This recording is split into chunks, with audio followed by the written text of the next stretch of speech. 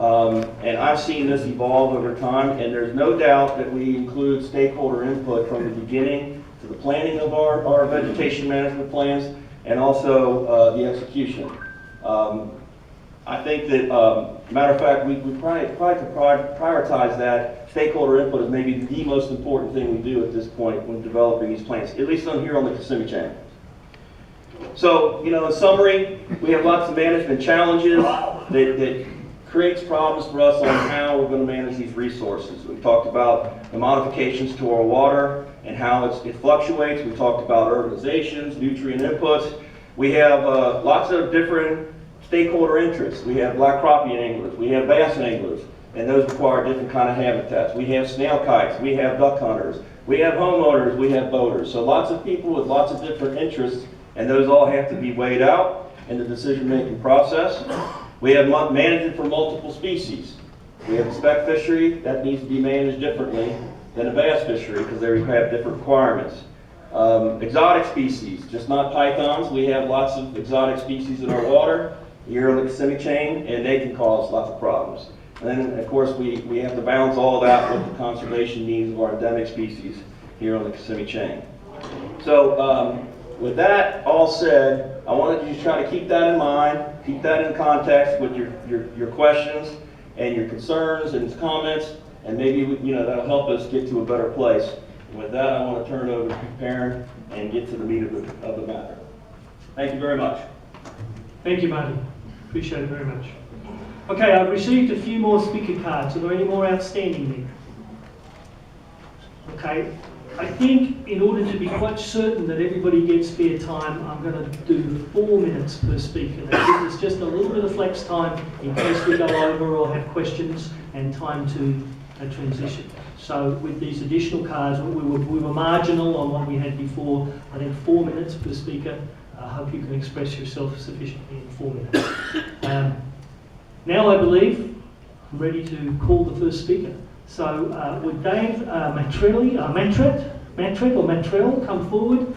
And the next two in order are Burritt Chandley and Carlton Lane. Burritt and Carlton, if you'd prepare yourselves up, we've got a few more. For the record, my name is Captain Dave Marquette. I live in Odessa, Florida.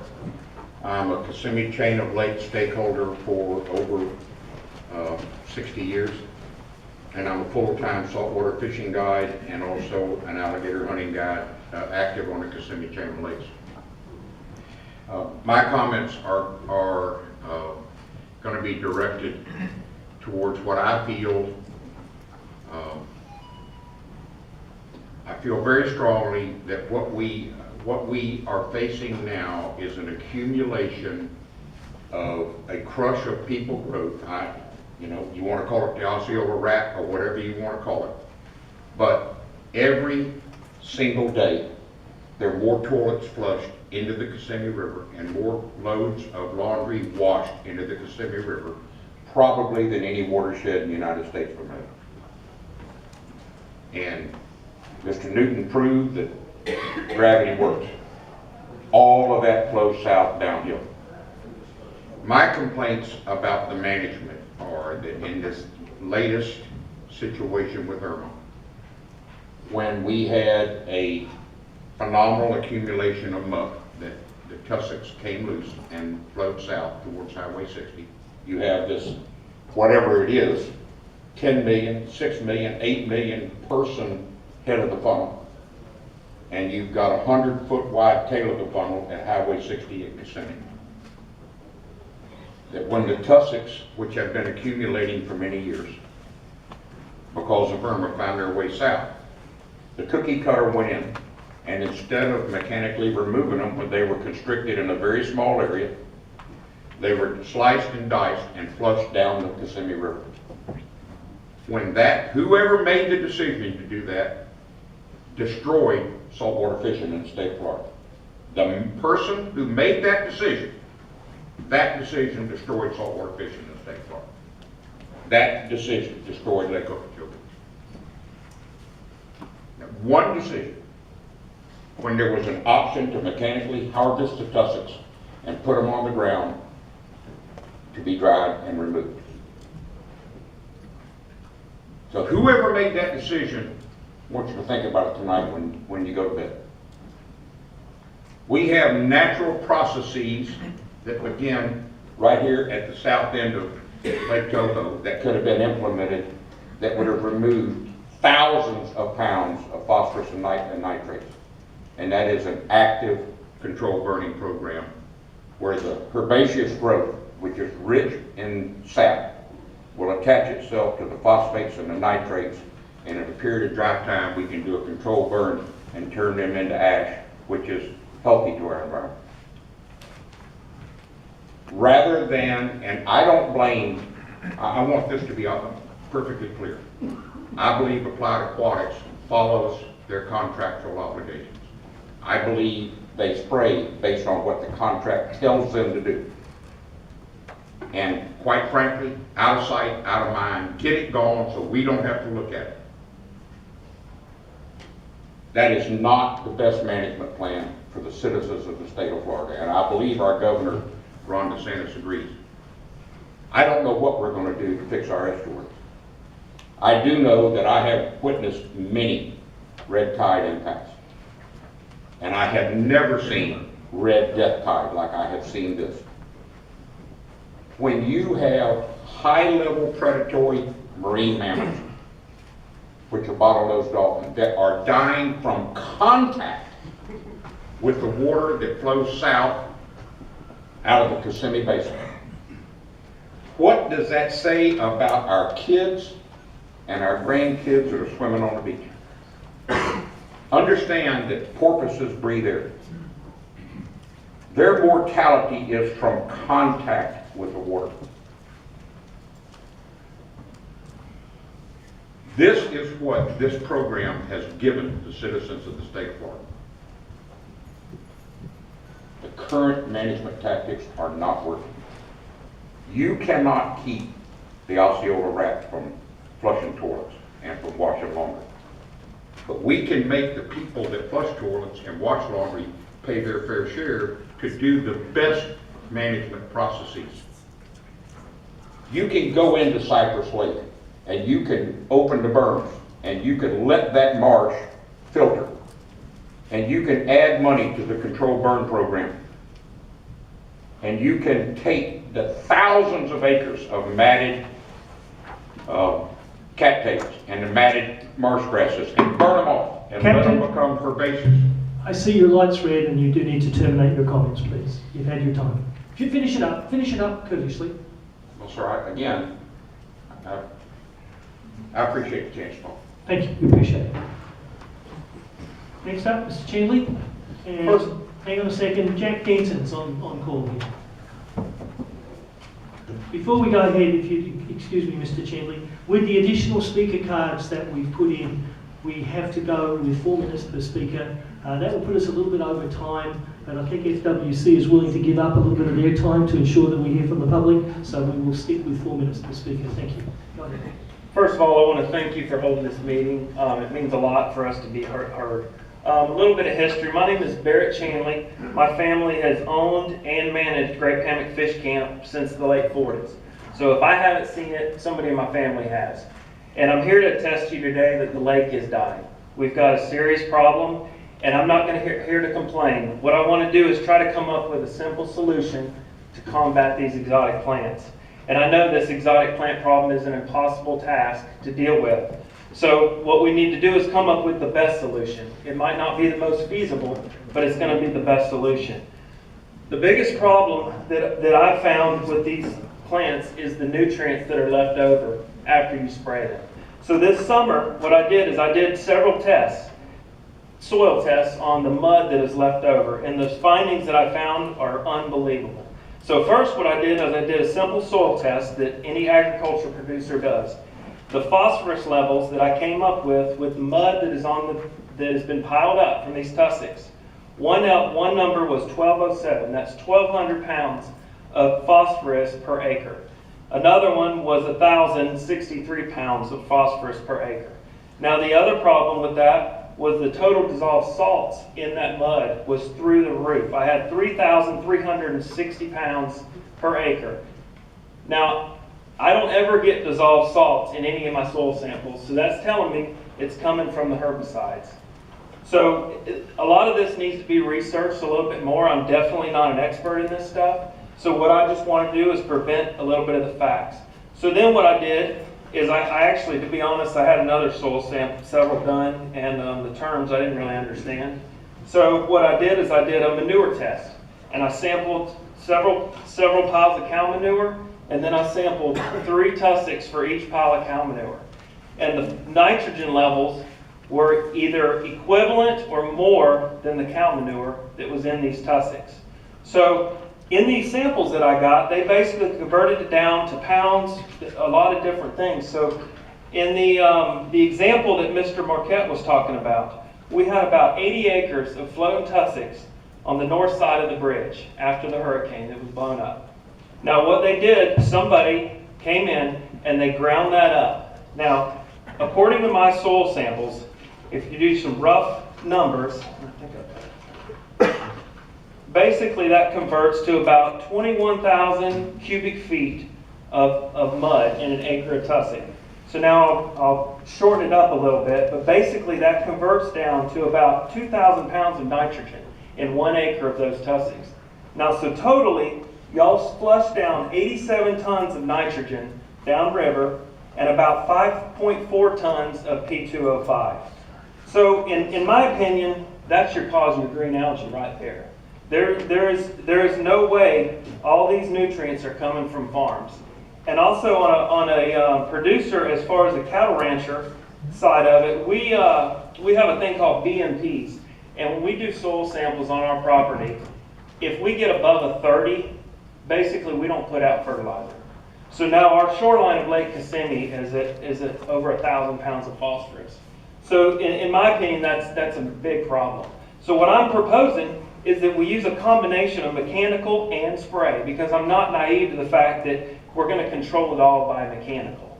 But if we did that, then you would actually be harvesting nutrients, because your plants are taking up nutrients. As Mr. Mann said, hydrilla is a major take up of phosphorus. So you're taking up nutrients, then you harvest them and you dispose of them on land. So you're actually getting rid of nutrients and you're getting rid of exotic plants. So you could actually, in my opinion, you could probably go in, you could get in with other organizations, because I know FWC is supposed to only manage exotic plants. Get in bed with DEP, get in bed with South Florida Water Management, pull your funds together. You're harvesting nutrients and exotic plants. Thank you. Thank you, Mr. Chairman. Next up's Carlton Lane, and after that, Mr. Jack Denton and Jeremy Schick. Thank you for the opportunity. I was hoping to go last so I could hear everybody else's comments and go, yeah, what he said. Mainly I'm up here because I've never seen a microphone that I don't like. I do want to make a couple comments. I'm with the Aquatic Ecosystem Restoration Foundation. I'm the executive director. And what we do is we do a lot of applied research in aquatic plant management. We do education and outreach. We hold public meetings. We've done briefings in Congress. And what I want to be sure is that it's not lost in all the noise and the dust that's about to happen, is that this is the premier aquatic plant management program in the country. And maybe we're looking at, well, it's a government agency, there's got to be something wrong with it. We get comfortable with where we are, and then it's easy to throw stones. You can always correct what you're doing, and you're not doing everything perfect, but you're doing a damn good job from what I see in my travels around the country. I lived in Florida for 15 years. I was a resident EPA agent for pesticides. I worked for EPA for 30 years in the pesticide program before I took this job. And it's just critical to remember that what attracts me and a lot of other people to try to emulate what goes on here in Florida is that science is a basic part of the decision-making process. And you just don't see that everywhere. I have been fortunate enough to conduct meetings all over the country, in Canada, in Alberta, in Ottawa, And the representatives of the Fish and Wildlife Conservation Commission have been able to come with me and present how they do business. And it's marvelous to be able to see the reaction of other people. They've assisted me in bringing EPA people down here to Florida to see how aquatic plants can be managed effectively within budgets. I would say, I can go on and on. It's not a perfect program, like I said, but the fact that you use science to make your decision is critical. Keep in mind that Facebook is not science, Twitter is not science, the internet is not peer-reviewed. The things that are going to be said tonight may challenge some of the scientists to do something about misconceptions, myths. There are a lot of myths out there. There's stuff going on about glyphosate that's just so far from the truth that it's frightening. And there are scientists here that can answer those questions. And I'd like to offer AERF and our resources, whatever you need, to help answer questions. We can bring experts in from all over the country if you need them. But I want to thank you for what you're doing. It's a good thing at these listening sessions. And I'd just say keep up the good work. Thank you. Thank you, Mr. Lane. Mr. Denton. My name is Jack Denton, and I'm a concerned citizen of the Kissimmee chain mainly, but all over the state of Florida. My old daddy bought Camp Mac, if you know where that is, between Lake Ashenhall and Lake Kissimmee, in 1947. So I've been there, 72 years or something. Anyway, I've seen the change. It's been a long time. I've seen a lot of change, and all of it I've seen for the worse in those years. And the most drastic change is since the spray program started. And I don't have all the stats in a presentation on film. I knew Mr. Shanley was going to present all of his findings, and he's a neighbor of ours on the south end of the lake, and we're on the north end of the lake. And I'm mainly a duck hunter. That's my biggest concern. Of course, the fish too. But we've gone from duck habitat that was premier in the state of Florida. Lake Kissimmee, Lake Ashenhall, Lake Cypress, the three lakes together, we always had a place to shoot ducks ever since I was a little boy. Matter of fact, the first duck I ever killed was on Lake Cypress. And I never went there this year or last year. Never went to Ashenhall this year. No habitat whatsoever on either lake. None on Kissimmee now. So the spray program, I know we've got to have some sort of it, but to me, what's going on with the tusset and the mud, used to, you could drive your boat up to a sand beach to get out and walk and fish and wade. We never used to have 100 out of a boat stuck on. We waded, stood up in flags. Now you step out of your boat and you go up to your neck in mud. And it concerns me that the lake, if we stay on this same program we're on, it looks to me like the lake within 10, 12, 15 years is going to grow together. It looks like a mud hole. It's going to be a mud hole one day. You get out anywhere on a lake. Did y'all go to Kissimmee Lake? You been on Kissimmee Lake? Do you see what's happening? I haven't been there recently. Okay. If you'll come down there, I'm there. I'll give you my phone number. I'd like to take you out there and show it to you, because you don't see it. You know, you don't see it from the air. You don't see it from an airboat. You get in a kicker boat though and try to maneuver around Lake Kissimmee. Up where that, you know. Sorry, I get back. But it kills me to watch it. You know, when I got grandchildren that I want to raise on the lake, they're not going to be able to see what I've seen. And that's my concern, so I just wanted to pass that on to you. Thank you very much, Mr. Denton. Mr. Schick, Jeremy Schick is next, and following Alex Montemini, sorry Alex, can't quite read it, and Hanley Rennie. So if you prepare